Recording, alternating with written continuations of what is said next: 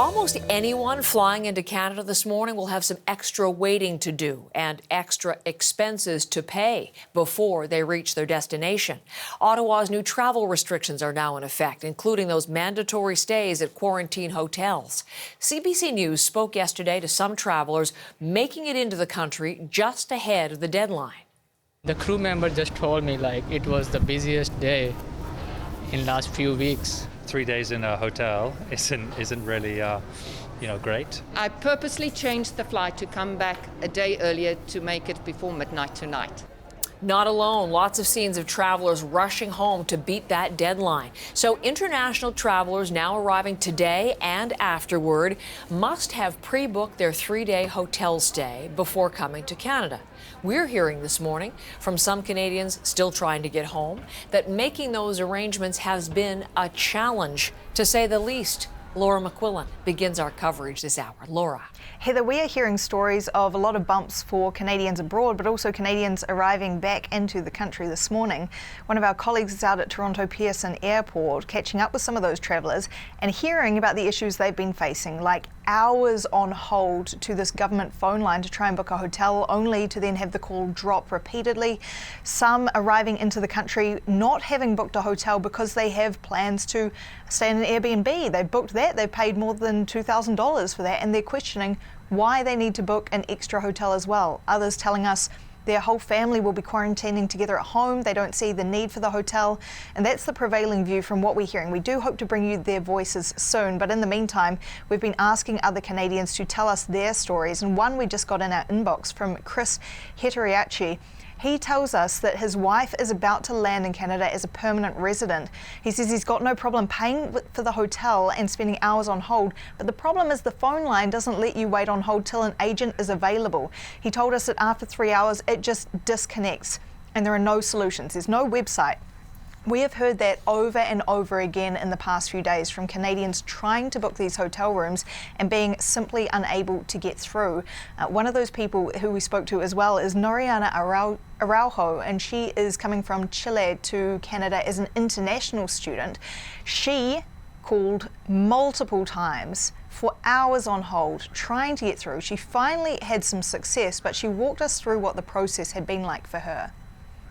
I tried calling several times, about 5 times, and it took about 3 hours or more each call, and most of the calls just were automatically hung.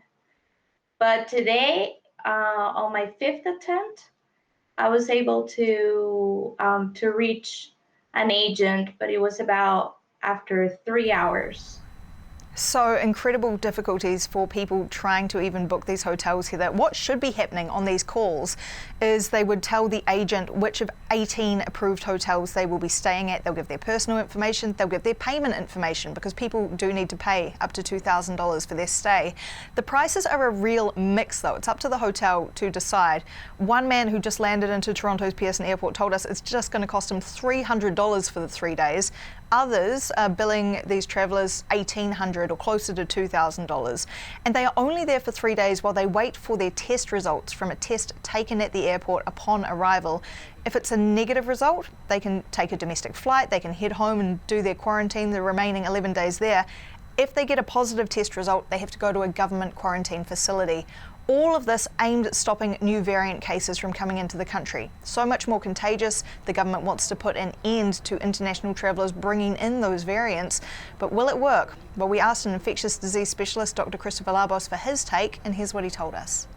New variants, when they develop, can only come to Canada, via people. People have to bring it into this country.